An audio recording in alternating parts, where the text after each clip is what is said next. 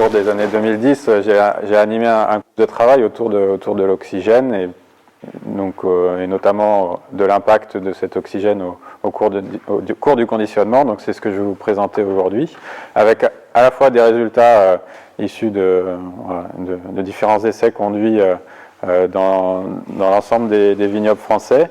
Et puis on va faire cette présentation à deux voix avec Eric, puisque Eric a participé à ce travail et donc sur des résultats issus ici en Alsace sur Essling, il présentera des résultats complémentaires à ceux que je vais vous présenter.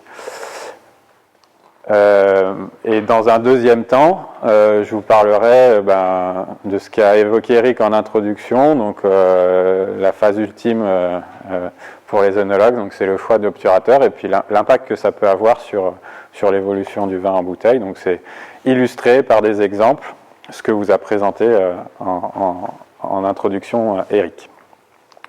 Donc ce groupe de travail national sur l'oxygène, ça a été l'occasion de regrouper les compétences de différents partenaires à l'échelle nationale, des partenaires de l'IFV dans différentes régions, et de mobiliser des financements France Agrimaire pour pouvoir conduire ces travaux. Donc l'objectif, c'était vraiment de caractériser de manière assez objective l'impact de l'oxygène et de pouvoir quantifier ces impacts. En maîtrisant donc les apports à différentes étapes. Et ce que je vais vous présenter ce matin, donc c'est sur l'étape conditionnement. Donc le deuxième objectif, c'était de pouvoir vous apporter à vous, opérateurs, des éléments pour piloter votre maîtrise de l'oxygène en fonction de vos objectifs, de vos matrices, puisqu'on va voir que c'est pas tout à fait la même chose en fonction qu'on parle de blanc, rouge ou rosé. Et puis des objectifs de style de vin. Donc, pour mettre en œuvre ces travaux, donc on a décidé un protocole commun avec différents niveaux d'oxygène au moment de la mise en bouteille. Donc le premier niveau, la consigne, c'était d'avoir le niveau le plus faible possible. Donc à la fois dans l'oxygène dissous dans le vin et puis dans l'espace de tête. Donc on a mis en œuvre toutes les techniques de maîtrise pour essayer d'être le plus bas possible, avec un objectif d'être en dessous des 1,5 mg d'oxygène par bouteille. Le deuxième niveau, donc un niveau intermédiaire, c'est ce qu'on trouve généralement en production, quand on fait attention, mais voilà, sans avoir un regard et des techniques très poussées pour la maîtrise de l'oxygène et la limitation de l'oxygène au moment de la mise en bouteille. Donc c'est un niveau entre 2 et 3 mg d'oxygène par bouteille. Donc Laure, en deuxième partie, vous présentera un petit peu ce qui se passe en termes de dissolution d'oxygène au moment du conditionnement et des différents audits qui peuvent être faits et des niveaux qu'on peut rencontrer dans la production. Et puis un niveau volontairement élevé, donc là on a forcé les choses, on a essayé de dissoudre de l'oxygène à la fois dans le vin avant la mise en bouteille et puis de ne pas mettre en œuvre de techniques d'inertage ou de vide au moment du bauchage pour avoir un niveau d'oxygène supérieur à 4 mg par bouteille à la mise en bouteille. Et sur ce dernier niveau, on a voulu essayer de voir si, en rajoutant du SO2, un petit peu comme l'a expliqué Eric en introduction, on pouvait compenser les effets liés à ce niveau d'oxygène élevé. Donc en mettant un peu plus de SO2 que sur les trois autres modalités. Donc un élément important aussi, on l'a dit, c'est le bouchage et l'obturateur. Donc pour s'affranchir de ce facteur, parce que nous on voulait regarder seulement l'aspect oxygène introduit au moment du conditionnement et pas apporté par l'obturateur, on a utilisé le même obturateur sur l'ensemble des essais et un obturateur synthétique pour avoir une homogénéité et un OTR connu. Donc on reviendra sur ces notions juste après. Donc on a mesuré l'oxygène, puisqu'on a essayé de voir ce qu'on avait fait. Donc une première série d'essais qui concernait 17 sites ont été analysés. Donc c'était sur des vins du millésime 2011. Et donc on voit sur ce graphique que les niveaux d'oxygène prévus dans le protocole ont été respectés en moyenne sur les différents vins qui ont été conditionnés. avec un niveau proche de 1 pour le niveau le plus faible. On est effectivement entre 2 et 3 pour le niveau intermédiaire et supérieur à 4 pour le niveau élevé, et même quand on rajoute du SO2. Sur la deuxième année de l'exercice, sur une quinzaine d'essais, on voit aussi qu'on est sur les mêmes niveaux, et on a respecté les objectifs de départ du protocole. Donc sur ces 20, qu'est-ce qu'on a fait? Donc on a fait 1.0, c'est-à-dire qu'au moment du conditionnement, on a fait une série d'analyses et d'observations qu'on a suivies au cours du temps, et surtout on a fait un bilan après 12 mois de conservation, à la fois sur la partie SO2, sur des indicateurs aromatiques, des indicateurs d'évolution des polyphénols, et puis un élément fondamental en œnologie et dans notre filière, donc la dégustation et l'analyse sensorielle, pour voir l'impact sensoriel des vins. Donc pendant cette période, ils ont été conservés à 20 degrés dans tous les sites, voilà, pour avoir une homogénéité de température de conservation. Donc ce qu'on a constaté, comme l'a montré Eric d'un point de vue théorique, c'est que on a une évolution de l'oxygène dans la bouteille. Donc ici vous avez l'évolution de la consommation au cours du temps, donc au cours on va dire des 2 premiers mois, et que cette évolution elle dépend fortement du niveau d'oxygène qu'on a mis au moment. Vous avez l'exemple sur un vin de Gamay, donc avec les 2 niveaux d'oxygène, faible et élevé. Donc on a une différence de vitesse de consommation assez importante entre les 2 niveaux d'oxygène à la mise. Et puis sur Riesling, on voit aussi qu'on a une différence entre ces 2 niveaux d'oxygène à la mise, mais aussi on voit la différence de consommation entre un vin blanc qui a un peu moins d'espèces réactives et de composés oxydables qu'un vin rouge. Et donc dans le Riesling, la vitesse de consommation, même au niveau élevé, est quand même beaucoup plus faible que sur un vin rouge comme le Gamay. Donc ça, on vient confirmer tout ce qu'on savait déjà, mais c'était illustré par des exemples précis. Donc le point clé, c'est le suivi du SO2. Dans ces essais, on a suivi le SO2 au cours du temps, donc un peu plus que les 12 mois, voilà, puisqu'on avait encore des bouteilles, donc on a regardé. Je crois qu'Eric vous présentera aussi des résultats sur des conservations encore plus longues. En tout cas, là, sur les 2 années présentées ici, le suivi du SO2 en fonction du niveau d'oxygène à la mise, donc sur le SO2 libre et le SO2 total. Donc là, c'est sur des niveaux faibles d'oxygène, et en comparaison, le niveau élevé, donc à plus de 4 mg, on voit qu'au début, il se passe quelque chose d'assez différent entre les 2 modalités, avec une dégradation beaucoup plus rapide du SO2 sur le niveau élevé d'oxygène que sur le niveau faible. Donc ça vient confirmer tous les a priori et les connaissances qu'on avait. Là, je vous présente un seul essai, mais ça a été vérifié sur la quinzaine d'essais et sur les 2 années. Donc, la théorie, voilà, quand on a fait, nous, les analyses entre le T0 et le T à 12 mois, sur le SO2 total, on a vérifié la loi théorique des 4 mg de SO2 consommés pour un apport supérieur de 1 mg d'oxygène dans la bouteille. Donc ça, on a pu le vérifier en prenant l'évolution du SO2 sur tous les essais. Donc il y a des petites variations d'un essai à l'autre, mais en moyenne, on est bien dans cet ordre-là. Ensuite, on a regardé les différents impacts sur des indicateurs aromatiques. En fonction des matrices, des cépages, on a ciblé certains indicateurs qui sont emblématiques de certains cépages, et donc notamment l'étiole sur le Sauvignon. Donc ici, vous avez un an après l'évolution du 3-mercaptohexanol, donc un étiole qui donne des arômes fruits, au vin de Sauvignon, et on voit que le niveau d'oxygène a un effet sur l'évolution de cette molécule dans les vins, qui est une molécule soufrée, donc qui réagit avec l'oxygène, et donc voilà, on a un peu plus une préservation des thiols quand le niveau d'oxygène est faible. Et sur cet exemple-là, on voit aussi que le niveau de SO2 qu'on a rajouté en plus à la mise a un effet de préservation qu'on n'a pas forcément sur d'autres indicateurs, comme on le verra par la suite.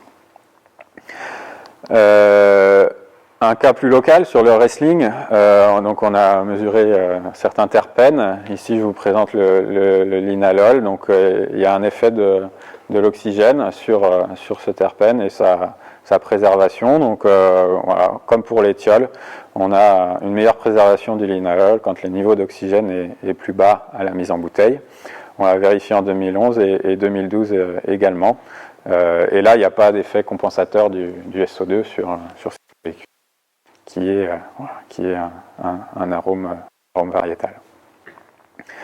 Un autre indicateur un peu spécifique alsacien, en tout cas de certains Riesling, donc le TDN, donc qui lui est potentiellement plutôt un marqueur d'oxydation, et donc on l'a vérifié sur les vins issus de cet essai-là, où on a une évolution significative en faveur du TDN quand on apporte plus d'oxygène à la mise en bouteille.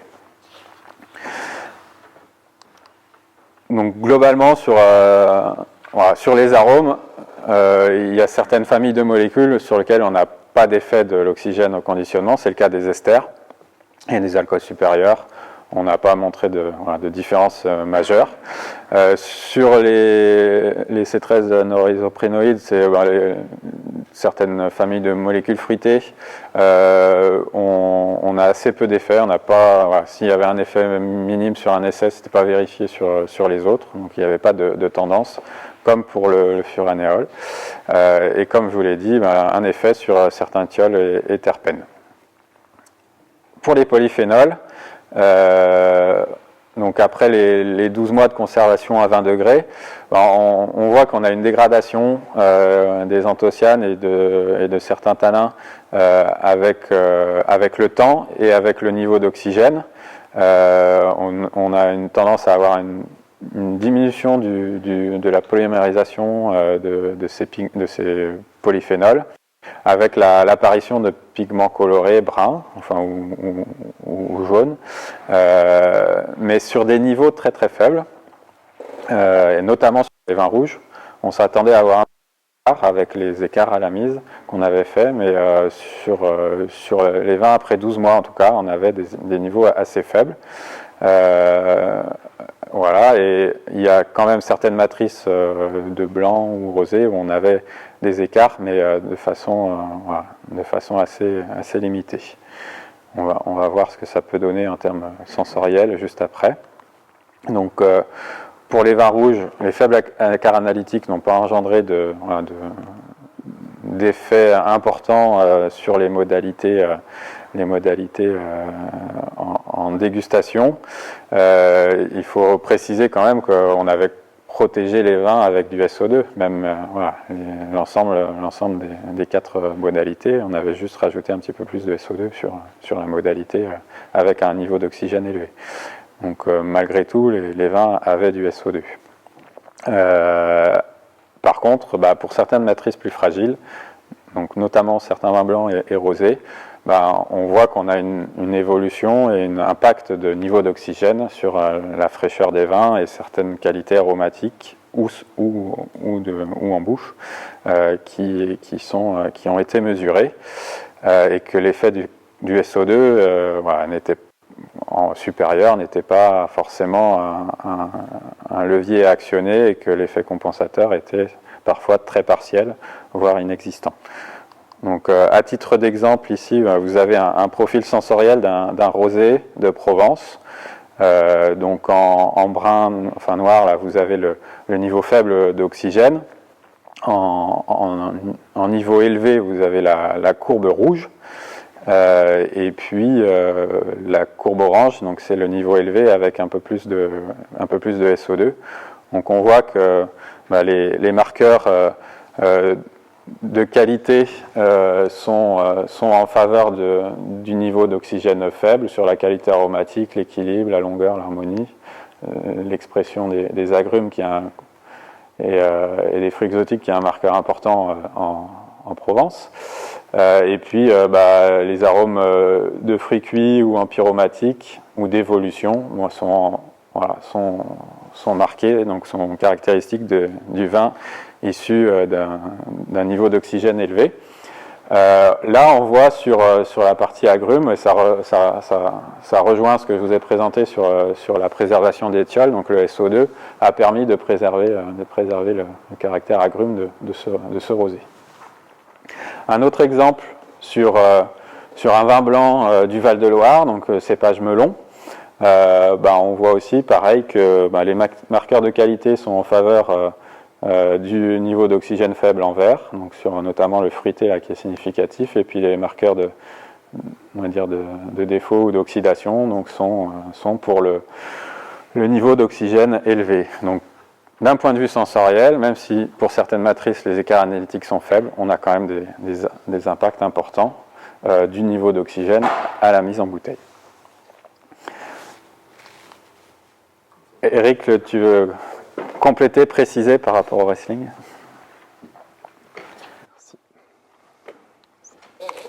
Oui, donc comme l'a dit Bertrand, on a participé donc à ce programme national et je vais vous présenter donc les résultats qu'on a obtenus sur Riesling dans le cadre de cette étude. Avec en fait, je vais rajouter quelques résultats d'essais que Bertrand n'a pas montré, mais pour vous montrer un peu aussi qu'on avait travaillé sur d'autres aspects. Le premier, c'est sur les apports d'oxygène avant la mise, c'est-à-dire à 7 et 21 jours, donc des ajouts d'oxygène, alors soit en 2 fois 1,5 mg, ou alors 3 mg en une fois à 3 semaines avant la mise, ou alors 7 jours avant la mise, et avec toujours en fait une modalité oxygène bas. Le deuxième type d'essai, c'est ce que Bertrand vous a montré, avec les 3 niveaux d'oxygène à la mise en bouteille, et la modalité donc oxygène élevé plus sulfitage. Et puis le dernier, qui est en fait l'impact ou l'interaction entre oxygène et température. L'idée, c'était en fait, on était parti là sur un Riesling qui était très peu sulfité, mais de voir aussi l'impact de la conservation à frais, à 13 degrés, ou alors au contraire à des températures variables, donc pour simuler un petit peu un voyage qui se fait en conteneur, et donc où on a des variations de température qui peuvent être élevées. Alors le premier essai donc sur les apports avant mise en bouteille, donc on voit que les niveaux d'oxygène sont assez faibles, donc l'oxygénation a eu lieu, donc comme je l'ai dit, 7 jours avant la mise en bouteille ou 3 semaines avant, et ensuite on a essayé de limiter l'oxygène. Et on voit aussi les niveaux de SO2 donc qui chutent comme toujours au début, qui chutent un peu plus quand on a notamment 2 apports d'oxygène ou alors un oxygène plus élevé. Mais ce qu'on voit aussi sur cette évolution, c'est que même 3 semaines avant la mise en bouteille, on peut avoir une incidence sur l'évolution donc du SO2 en bouteille donc par la suite. Au niveau organoleptique, les différences là sont très faibles, les flèches vont un petit peu dans tous les sens. Alors il y a une modalité qu'on n'a pas pu déguster jusqu'au bout. Alors en général, on a suivi les vins sur un peu plus que 12 mois. On a fait une première dégustation donc dans l'année qui suivait la mise en bouteille, et ensuite pendant 3 ans, et une troisième, encore une quatrième 5 ans après la mise en bouteille. Donc on a suivi les vins sur le long terme. Parfois, dans certains cas, au bout de la 5e année, les vins étaient un peu évolués quand même. C'était pas toujours des grandes matières. Donc ici, sur la qualité globale, on ne voit pas de grandes différences. Ce qui est peut-être un peu plus intéressant, c'est sur l'intensité de l'oxydation. On voit l'impact de l'oxygène bas, avec une note qui bien sûr évolue aussi. On voit bien qu'au bout de 5 ans, là, les vins sont pas mal évolués. Mais la modalité oxygène bas reste toujours plus inférieure aux autres modalités, aux autres modalités donc, qui ont eu de l'oxygène 3 semaines ou 1 semaine avant la mise en bouteille. Mais les différences, autrement, comme j'ai dit, au niveau qualitatif, n'ont pas été énormes. Oxygène à la mise en bouteille, donc ça, ce sont les résultats que Bertrand vous a montrés. Vous retrouvez les graphes de tout à l'heure sur le Riesling 2011, Riesling 2012, les 3 niveaux d'oxygène. Donc, comme l'a dit Bertrand tout à l'heure, les teneurs en oxygène sont conformes à ce qui était à peu près fixé au niveau du protocole. Donc, avec un niveau bas qui est autour de 1 ou inférieur à 1 mg. Là, on est autour de 2 mg et puis 4 mg pour l'oxygène élevé. Et puis la modalité avec SO2. Donc là, on retrouve de nouveau aussi cette diminution, donc bien sûr, de la teneur en oxygène qui diminue rapidement et d'autant plus rapidement que la teneur est élevée au moment de la mise en bouteille. Donc les évolutions, ça correspond tout à fait au graphique que Bertrand vous a montré tout à l'heure, donc je ne m'y attarderai pas. L'évolution du SO2 libre, donc là aussi, c'est des graphiques qui sont conformes. On voit bien que moins il y a d'oxygène, plus le SO2 est élevé. On retrouve à peu près la même chose, de manière un peu moins nette en 2012. Donc on voit bien que le niveau d'oxygène au moment de la mise en bouteille permet de maîtriser l'évolution du SO2 par la suite. Ce qui est plus intéressant, c'est les caractéristiques organoleptiques. Vous avez ici l'évolution de la qualité globale des vins, des vins de 2011 sur Riesling. Et ce qui est intéressant sur ce graphique, c'est qu'on voit qu'aux 2 premières dégustations, c'est la modalité oxygène moyen qui était préférée. La modalité en fait oxygène moyen était préférée là, et puis on voit au bout de 3 ans un basculement qui s'opère, donc à ce moment-là les 2 modalités oxygène bas et oxygène moyen se retrouvent assez proches, et puis si on attend encore un peu, on voit que la modalité oxygène moyen est en train de chuter, et puis c'est la modalité oxygène bas qui est préférée. Donc là, on voit bien l'impact de l'oxygène, du niveau d'oxygène sur la garde des vins. Avec une préférence plutôt avec un oxygène moyen sur des vins jeunes, mais à long terme, c'est le niveau le plus bas qui est préféré. On voit un petit peu la même chose en 2012, c'est peut-être un petit peu moins net, on le voit même une préférence un petit peu pour la modalité oxygène élevé au départ, et on retrouve de nouveau aussi cette préférence pour la modalité oxygène bas au cours du temps, et notamment au bout de quelques années de bouteille. Donc là, les 2 graphiques se croisent, il y a toujours ce croisement qui se fait à un moment donné, et donc en fonction de la garde du vin, les niveaux d'oxygène peuvent avoir aussi un impact sur ce vieillissement. Ce qu'on remarque aussi, c'est que le sulfitage, en fait, ne permet pas de compenser totalement l'oxygène élevé. Donc, ce n'est pas une réponse finalement satisfaisante de se dire, il vaut mieux mettre un peu plus de SO2 et puis négliger à la limite, entre parenthèses, la maîtrise de l'oxygène. C'est pas une bonne réponse, elle ne permet pas de compenser totalement cet excès d'oxygène. Un autre descripteur, c'est l'intensité de l'oxydation, donc sur les mêmes vins.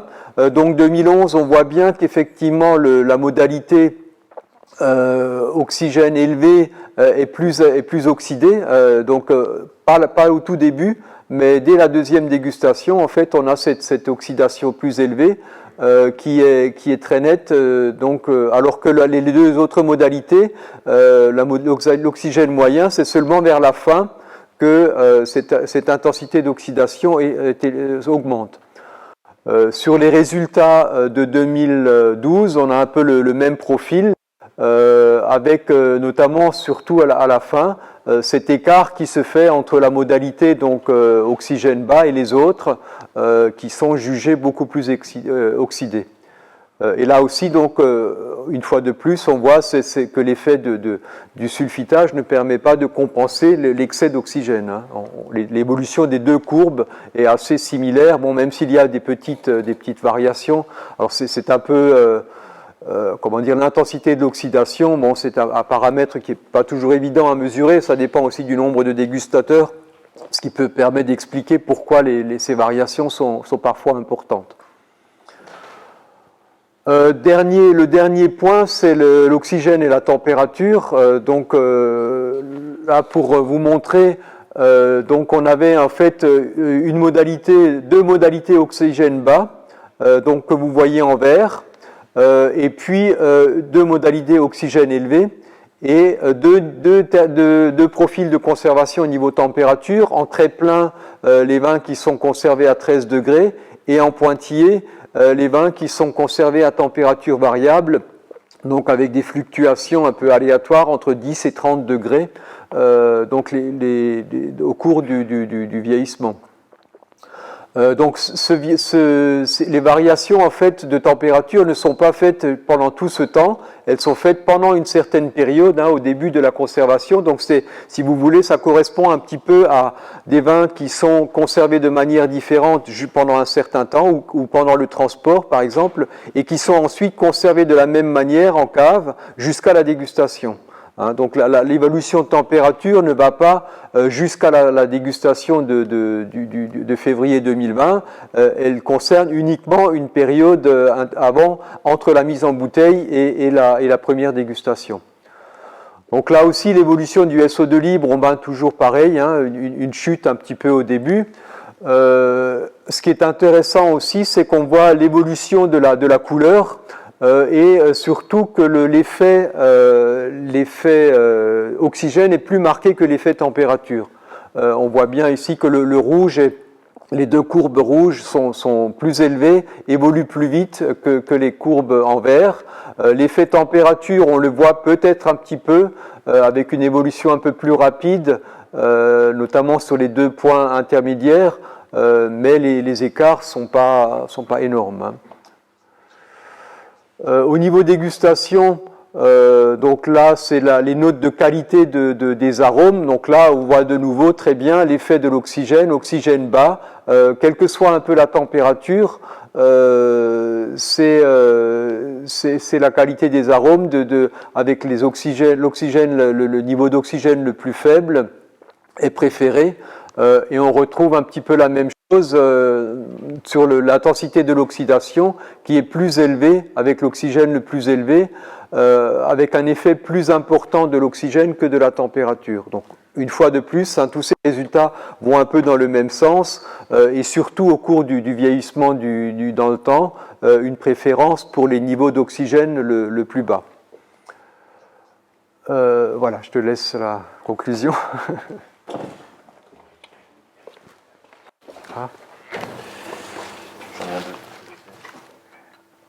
Pour être Covid compatible. Ça peut marcher. Bon, la zapette. Ouais, mais... Merci. Donc, en guise de conclusion sur cette partie oxygène au conditionnement, donc vous dire que il y a des différences de sensibilité entre les vins, ça vous le saviez déjà, mais on a pu les mesurer en fonction de la composition des vins, des réactions et des sensibilités différentes en termes d'indicateurs. Donc ça, c'est une première chose.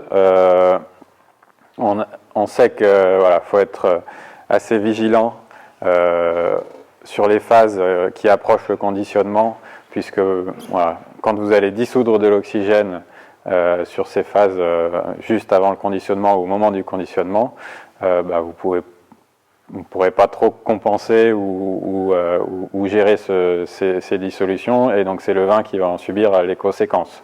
Donc ça peut être volontaire quand c'est maîtrisé, mais ça peut être dépréciable sur la qualité des vins les plus sensibles. On a pu montrer que le SO2 c'est pas la molécule miracle pour compenser justement les dissolutions d'oxygène, à la fois sur les niveaux et puis les façons d'apporter l'oxygène sur différentes étapes avant le conditionnement. Et que plutôt à l'inverse, la maîtrise de l'oxygène et tendre vers des niveaux d'oxygène bas au moment du conditionnement, c'est un moyen de mettre moins de SO2, puisque c'est un peu la tendance actuelle aujourd'hui. On vous a présenté des résultats qui ont déjà quelques années, mais aujourd'hui ils sont toujours d'actualité, puisqu'on essaye de faire des vins avec peu ou pas de sulfite, et donc la maîtrise de l'oxygène est un élément clé pour s'affranchir de ce conservateur. Donc voilà pour la partie oxygène au conditionnement, et on va enchaîner avec l'aspect obturateur. Donc après le conditionnement, le vin continue d'être exposé à l'oxygène au cours de son vieillissement en bouteille jusqu'à sa consommation dans le verre par le dégustateur et le consommateur. Donc la perméabilité, elle peut venir de l'ensemble du contenant, mais en Alsace et puis dans la plupart des cas en œnologie, donc le contenant c'est une bouteille en verre qui est inerte et donc la perméabilité elle vient seulement de l'obturateur et comme l'a dit Eric, de l'interface verre-obturateur pour les rentrées d'oxygène et l'exposition du vin.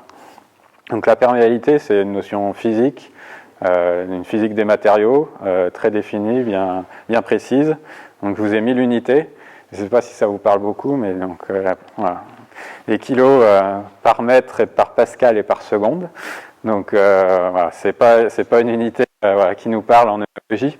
Donc en fait, plutôt que de parler de perméabilité au sens physique des matériaux, nous on va parler de taux de transfert d'oxygène, ou de son acronyme, l'OTR, et on va transposer ça plutôt en millilitres ou en microgrammes d'oxygène par jour ou par bouchon, ou d'autres unités qui sont aussi utilisées, c'est les milligrammes par an, par bouteille. Donc on voit qu'il y a de la diversité dans l'expression de ces OTR, notamment par ceux qui fournissent des obturateurs avec des OTR différenciés, ce qui rend les comparaisons pas toujours évidentes. Puisque les unités sont différentes, la façon d'obtenir ces OTR, la mesure peut être assez différente d'un bouchonnier à l'autre ou d'une expérimentation à l'autre. Donc, ce qui rend les comparaisons un petit peu difficiles. C'est pour ça qu'on a travaillé, nous, sur les vins, puisque c'est intéressant de voir l'impact de l'OTR sur le vin. C'est quelque chose de non linéaire, mais on va le voir tout de suite après. Ici, vous avez un titre d'exemple, avec 4 obturateurs, donc la mesure de réentrée de l'oxygène dans la bouteille au cours du temps. Donc ça a été fait, Laure pourrait en témoigner, ça a été fait au centre du Rosé avec la maison Diam. Donc sur ces 4 obturateurs, on voit ici, donc ça a été fait sur 2 ans à peu près, on voit la réentrée progressive de l'oxygène dans la bouteille, et c'est non linéaire, vous voyez bien. En tout cas, entre la première phase et la deuxième phase, on a une différence de pente, et on a des différences entre obturateurs également.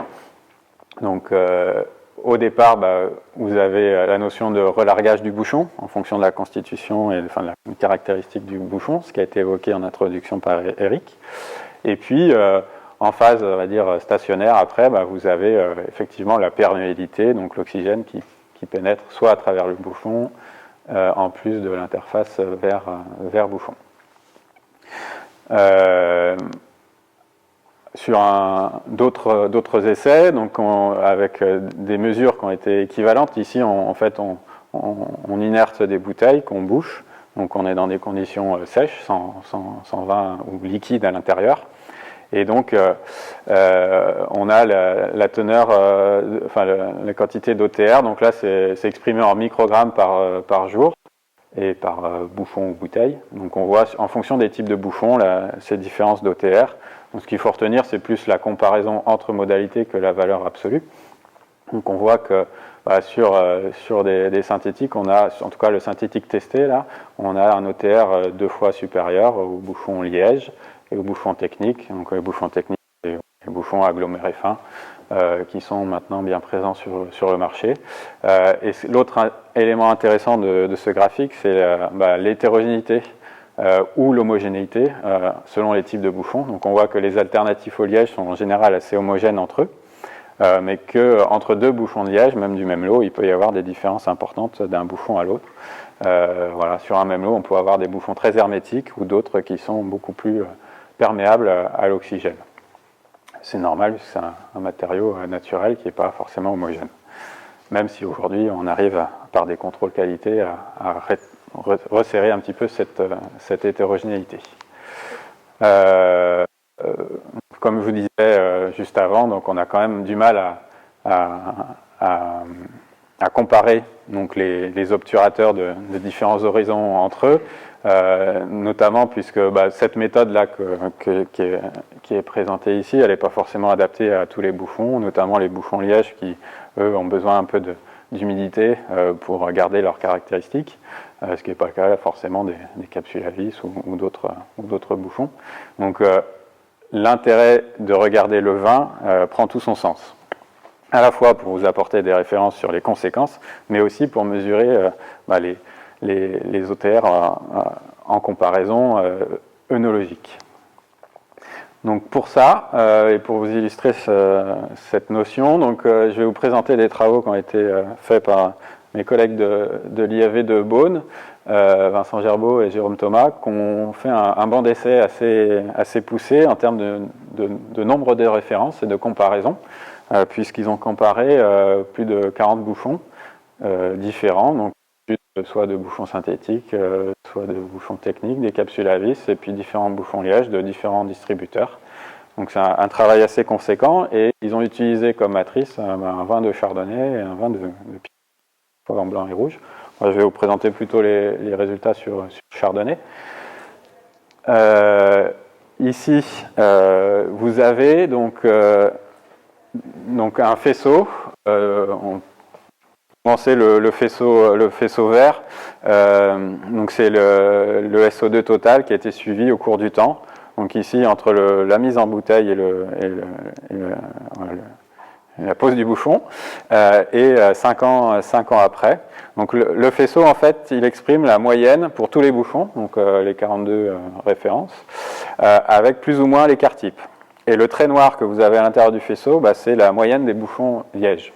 En référence, on aurait pu prendre la moyenne des bouchons techniques ou synthétiques, mais ici, là, c'est le liège. Donc, on voit qu'au cours du temps, donc, le SO2 total diminue et qu'il y a un effet d'obturateur sur ce SO2 total, puisque les bouchons liège ne sont pas pile poil au milieu, ils sont un peu plus bas que l'écart type moyen. Et en bleu, vous avez le même type de faisceau avec la moyenne et l'écart type suivis au cours du temps et des années sur la couleur du vin. Donc là, c'est la DO420, donc la nuance jaune, qui, elle, augmente, ce qui est logique, mais on verra qu'elle augmente un peu différemment aussi l'obturateur, et là, pour le bouchon. Donc de la même façon, le même façon de présenter les résultats, donc deux autres indicateurs, la note globale en dégustation, la note de qualité, et puis la note d'oxydation. Donc voilà, un peu en cohérence avec les indicateurs analytiques au niveau sensoriel. Donc on voit une évolution lente de la qualité du vin qui vieillit, et la note d'oxydation qui augmente. Et pareil, donc le niveau, le trait noir, c'est la moyenne des lièges, avec de façon cohérente tout à fait avec la partie analytique, le liège plutôt dans le niveau supérieur sur la partie évolution oxydative. Donc si on prend cette fois des valeurs chiffrées, et en fonction des différents types de bouchons qui ont été utilisés, ici, vous avez le SO2 total, donc après 24 mois, c'est pas sur 5 ans, mais là, c'est déjà seulement après 24 mois. Donc la La moyenne du SO2 total sur l'ensemble des bouchons synthétiques, des bouchons techniques, des capsules et du liège, donc à la fois sur chardonnay et pinot noir. Mais on voit qu'on a une meilleure préservation du SO2 total pour les capsules, qui sont plus hermétiques, donc logique. Les bouchons techniques sont intermédiaires, avec un niveau proche du niveau du liège, et les bouchons synthétiques, en moyenne, sont ceux qui ont la plus forte perméabilité, et donc l'évolution la plus forte du SO2, et donc un SO2 total plus bas. Autre élément qui vient confirmer ce que je vous disais tout à l'heure aussi, c'est qu'on a un écart type, quand on a fait le SO2 sur différentes bouteilles du même bouchon, on a un écart type supérieur pour les bouchons liège par rapport aux autres obturateurs qui sont beaucoup plus homogènes. Et on retrouve ces mêmes tendances sur le vin rouge de pinot noir. Donc après, quand on suit donc, au cours du temps, donc, sur les 2 premières années, le SO2, donc on voit la perte initiale des premiers mois qui est liée à la fois à l'oxygène qu'on a mis au moment du conditionnement, à un relargage de l'obturateur et à sa perméabilité dans le temps. Et donc cette chute importante au début de la vie du vin en bouteille se ralentit avec le temps, mais on voit quand même que les écarts se créent entre types d'obturateurs, et donc voilà, avec des niveaux plus bas de SO2 pour les obturateurs synthétiques et une meilleure préservation du SO2 pour les capsules à vis. Donc c'est une façon illustrée de vous exposer la perméabilité des obturateurs sans prendre en compte leur OTR. Voilà, c'est une façon détournée de mesurer leur OTR. Pareil pour l'indicateur de la couleur, donc la couleur jaune là, sur les vins blancs. On voit que c'est inversement proportionnel à l'OTR et à la consommation et à la diminution du SO2. Les synthétiques ont une évolution plus rapide et plus forte que les capsules à vis, avec les techniques et les lièges étant en des positions intermédiaires. Après, il faut noter aussi que même s'il y a des différences analytiques, les différences visuelles en dégustation sont quand même assez faibles, notamment après 2 ans seulement de conservation. Ouais, je me disais. Donc pareil, voilà. Des résultats plus régionaux. Des résultats régionaux, voilà, pour ces essais. Donc je vais vous présenter en fait 2 essais sur aussi des comparaisons d'obturateurs. Le premier, c'est un essai de comparaison de 3 obturateurs donc synthétiques, c'est du Nomacork, donc avec 3 perméabilités d'oxygène. Vous avez ici en fait les données du fabricant par rapport au transfert d'oxygène. Donc vous voyez l'obturateur en vert qui est le plus imperméable, avec un obturateur intermédiaire, et puis le bleu qui est plus perméable à l'oxygène. Alors on avait appliqué ces 3 obturateurs sur des vins différents, du Riesling et du Gewürztraminer, et puis également sur 2 élaborations, c'est-à-dire que 2 modes d'itinéraire, un itinéraire où on a optimisé le SO2, c'est-à-dire ce qui se fait l'utilisation normale du SO2, et puis un itinéraire où on a réduit les teneurs en SO2, donc en fait à chaque étape de la vinification, on a mis à peu près la moitié de la dose, donc ce qui fait qu'on a également réduit au niveau de l'élevage, donc on le retrouve en fait à chaque fois, et sur ce qui fait qu'on se retrouve en fait au moment de la après mise en bouteille à des niveaux de SO2 qui sont à peu près pas tout à fait la moitié, enfin si dans le cas du Riesling c'est à peu près la moitié, c'est un peu moins que la moitié que dans le cas du Gewürztraminer, donc avec des vins qui sont tout au long de la vinification élevés avec peu de SO2, et dans une situation normale. Je ne sais pas si j'ai mis mon truc en route. Je crois pas. Hein. Voilà, donc et on le voit aussi l'impact sur la couleur qui est un peu plus marqué dans ce cas-là, hein, qui est un peu plus élevé, la DO 420, dans le cas de la vinification avec des teneurs SO2 réduits. Donc ces vins ont été suivis au cours du temps. Donc vous voyez ici l'évolution du SO2. Alors bien sûr, vous retrouvez en pointillé tout ce qui est SO2 réduit. Donc notamment, bien sûr, on part déjà à un niveau plus bas. Et puis on a donc un niveau plus bas dans le cas de la vinification avec un SO2 réduit. Mais on retrouve bien au cours du temps, en fait, la différence entre les obturateurs, puisque le plus perméable, c'est celui qui a le niveau de SO2 le plus bas, que ce soit dans le cas de la vinification avec SO2 réduit ou SO2 optimisé. Et à l'inverse, celui qui est le plus imperméable ou le moins perméable a une évolution avec des teneurs en SO2 plus élevées. Ça, c'était les résultats sur Riesling. La même chose sur Gewürz, mais l'évolution de la couleur, comme Bertrand vous l'a montré tout à l'heure. Là aussi, on a bien sûr une augmentation de la couleur au cours du temps qui augmente, les vins évoluent. Mais cette augmentation est plus forte lorsque la perméabilité de l'obturateur est plus grande. Donc ça va dans le même sens que le SO2. Hein. On retrouve en fait, on a des évolutions qui sont comparables en fonction des vins. Je vais enlever ça.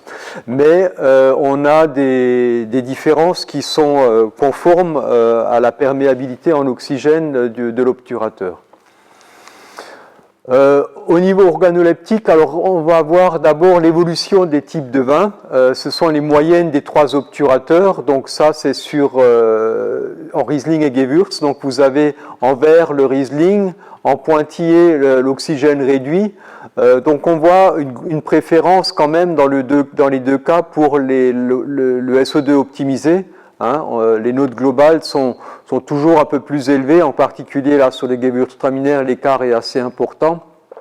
Donc une préférence quand même pour le SO2 optimisé par rapport au SO2 réduit, et en particulier parce que les notes d'oxydation sont déjà, dès la deuxième dégustation, sont plus élevées, et l'écart en fait se creuse un petit peu au cours du temps. Donc une préférence quand même globalement des dégustateurs pour la gestion du SO2 de manière standard ou optimisée comme on le fait d'habitude. Si on regarde maintenant la comparaison des différents obturateurs en fonction du temps aussi, sur Riesling, on a dès la deuxième dégustation une préférence pour l'obturateur le plus étanche ou le moins perméable. On le voit là très nettement. Et puis on voit cette évolution par contre des autres obturateurs, donc, et en particulier donc, au bout de quelques mois, de 5 ans de bouteille, une préférence pour cet obturateur. On voit la même chose sur la modalité SO2 réduit, mais là l'écart est beaucoup plus marqué à la deuxième dégustation. On voit très nettement là une préférence pour cet obturateur le plus étanche. Après, en fait, les choses ont un peu tendance à se confondre parce que les vins sont tellement évolués que finalement, on ne peut plus dire plus évolué qu'évolué. Donc là, les différences sont moins marquées. Mais ce qui est intéressant, c'est cette étape-là où donc la diminution du SO2 a été un petit peu compensée par un obturateur plus étanche qui a permis de ralentir un petit peu cette évolution, en particulier sur les 2 premières années de vieillissement en bouteille. Sur Gewürztraminer, on a des résultats un peu différents. On a en fait une préférence pour l'obturateur le plus perméable sur vin jeune. Après, les différences s'atténuent un petit peu.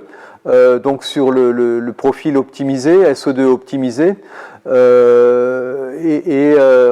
retrouve un petit peu la même chose sur le profil SO2 réduit, et c'est seulement au cours du vieillissement que les obturateurs les moins perméables sont un peu préférés au niveau du vieillissement. Donc on a une différence de comportement entre le Riesling et le Gewürztraminer, et on le verra encore dans l'essai tout à l'heure. le Riesling qui en fait ne supporte pas trop l'oxydation, donc on préfère plutôt aller vers un peu la réduction, pas la réduction ou l'absence, il ne supporte pas l'oxydation, donc on préfère un obturateur plus étanche, moins perméable à l'oxygène, alors que le Gelewürz, lui, ne supporte pas la réduction, donc il a besoin d'un peu d'oxygène. Et c'est ce qu'on va voir aussi dans des essais que je vous montre, c'est des travaux qui ont été réalisés par la Chambre d'agriculture en 2005, donc là aussi avec un suivi sur plusieurs années, c'était Michel Pincin et Daniel Hansen à l'époque qui avaient fait cet essai, et là une comparaison de plusieurs obturateurs, un peu dans l'esprit de ce qu'a fait Vincent Gerbeau.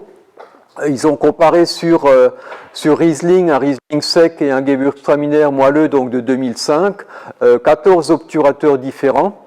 Donc du liège, donc la deuxième catégorie pour le Riesling, la première sur Gewürz avec plusieurs répétitions, des capsules à vis, obturateur technique donc le diam, des obturateurs synthétiques, donc différents types d'obturateurs synthétiques, et puis sur Gewürz également le vinologue, donc qui est un obturateur en verre avec un joint silicone. Donc tous ces vins ont été, le même vin a été mis en bouteille avec ces différents obturateurs, et ça a été suivi donc pendant plusieurs années, donc à 6, 12, 24, 36 et 60 mois, avec des analyses donc de SO2, des analyses de couleur, la mesure de la force d'extraction pour les obturateurs donc, qui sont enfoncés dans le goulot, et puis des dégustations bien sûr de ces vins.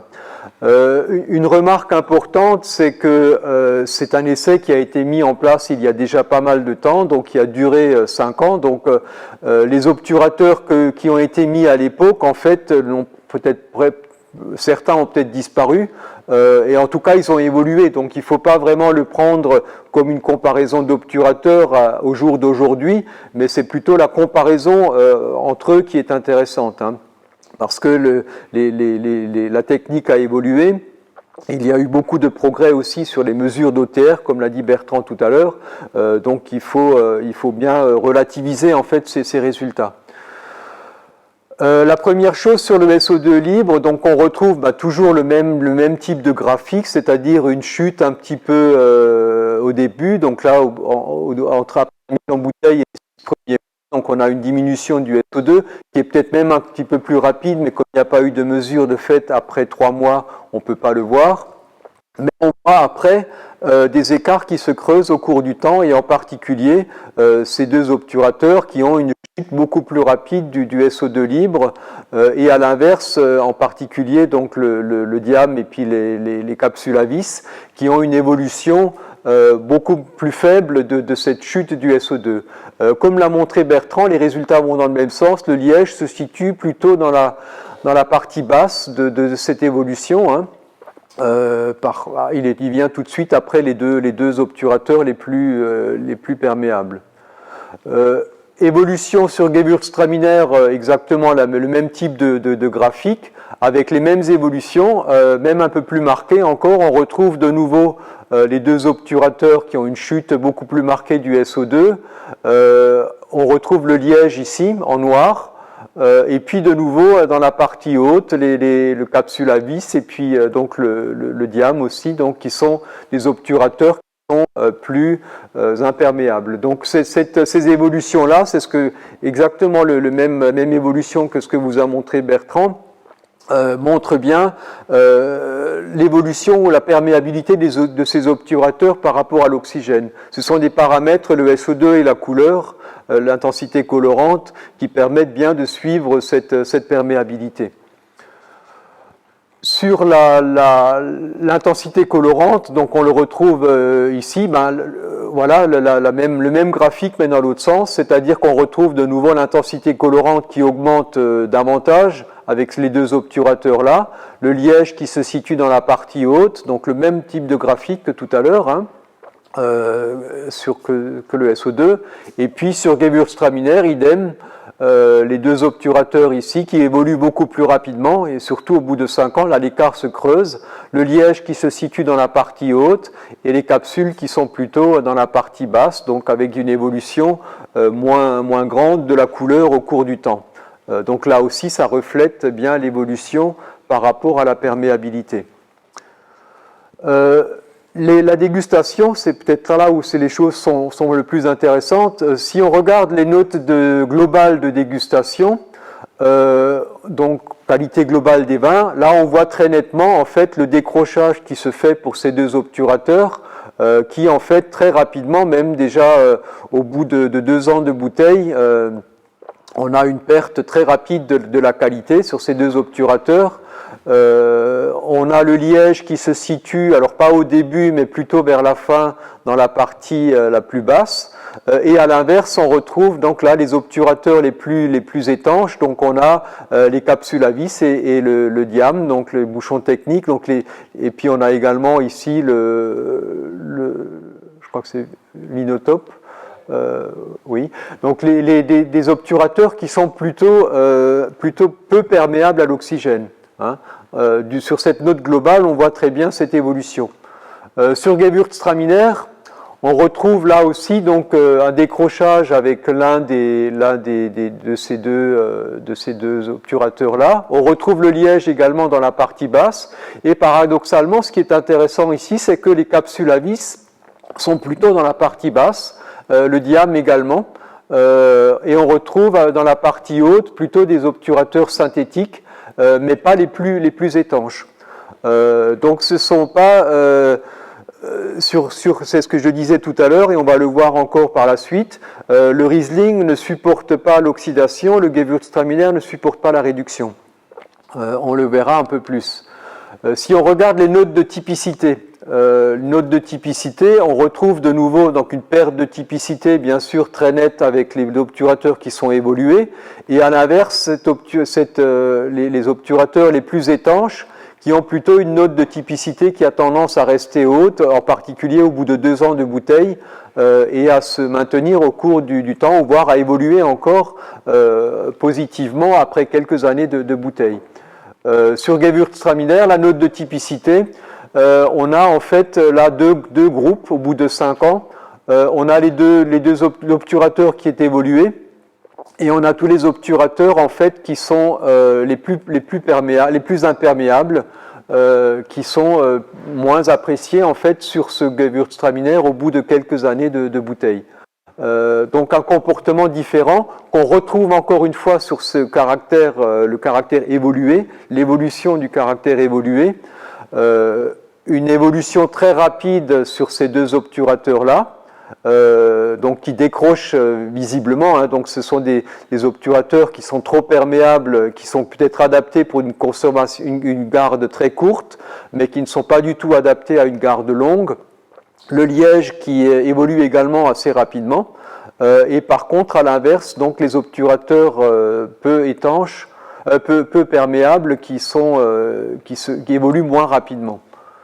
Et Gewürztraminer, on voit bien l'évolution est bien perçue par les dégustateurs. Hein. On voit bien que le dégustateur perçoit une évolution plus importante, mais cette évolution, elle n'est pas jugée de la même manière. Elle est jugée négativement sur un Gewürztraminer, sur le Riesling, alors que sur le Gewürztraminer, malgré une évolution un peu plus forte, le vin peut être bien apprécié de manière globale. Hein.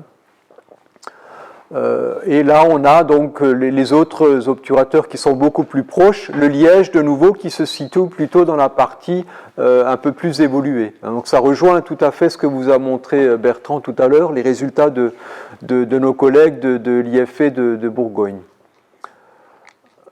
Voilà, et puis je te laisse conclure. Merci. Donc ouais, rapidement, en guise de conclusion sur cette partie des obturateurs, c'est vous dire que voilà, il y a des perméabilités ou des OTR différents selon les obturateurs, en fonction de type voilà, liège ou capsule ou synthétique, bien sûr, mais au sein de ces obturateurs, aujourd'hui, il y a des gammes qui sont mis à disposition des conditionneurs, des gammes d'OTR, et que ces bouchons, donc il faut les choisir en fonction de vos objectifs, notamment en fonction du vin, de sa fragilité, du cépage, comme l'a montré Eric, en fonction de sa destination aussi, hein, si c'est destiné à une consommation rapide ou à ou à des longs élevages en bouteille et à une consommation beaucoup plus tard dans le temps. Et donc ce qu'on a montré aussi, c'est que il n'y a pas de bon ou mauvais bouchon, il faut bien choisir en fait son obturateur, puisque c'est un élément de la préservation de la qualité des vins. Donc au même titre qu'il faut faire attention au moment du conditionnement, il faut aussi choisir en conscience son obturateur. Donc il y a pas mal d'œnologues qui disent que le choix de l'obturateur, c'est le dernier acte œnologique, et ils ont raison. Donc il faut bien les choisir en fonction de ses caractéristiques et de son vin, et pas forcément en fonction du prix, même si ça doit aussi jouer dans le choix de l'obturateur. Donc d'une façon générale, ce qu'on peut dire, c'est que pour l'oxygène au conditionnement, donc il faut tendre vers le niveau le plus bas possible. C'est une évidence, et on a pu le démontrer au cours de toutes les expérimentations. Pour le choix de l'obturateur, c'est pas parce que vous avez un obturateur très ouvert avec un OTR élevé que c'est un mauvais choix. Au contraire, il faut vraiment le choisir en fonction de ses objectifs. Donc là, c'est un peu plus délicat, et ça demande une adaptation à vos spécificités. Donc voilà pour cette première exposé.